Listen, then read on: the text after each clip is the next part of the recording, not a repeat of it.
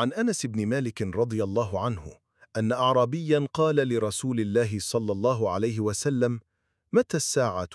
قال: وما أعددت لها؟ قال: حب الله ورسوله.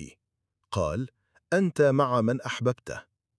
قال أنس: فما فرحنا بعد الإسلام فرحا أشد من قول النبي صلى الله عليه وسلم: أنت مع من أحببته. আনাস ইবনে মালিক রাদিয়াল্লাহু আনহু থেকে বর্ণিত, এক বেদুইন রাসূলুল্লাহ সাল্লাল্লাহু আলাইহি ওয়াসাল্লামকে জিজ্ঞাসা করলেন, কিয়ামত কখন হবে? উত্তরে তিনি বললেন, কিয়ামতের জন্য তুমি কি প্রস্তুতি নিয়েছ? লোকটি বলল, আমি আল্লাহ এবং তার রাসূলকে ভালোবাসি। তখন রাসূলুল্লাহ সাল্লাল্লাহু আলাইহি ওয়াসাল্লাম বললেন, তুমি যাকে ভালোবাসো হাসরের দিনে তার সাথেই থাকবে।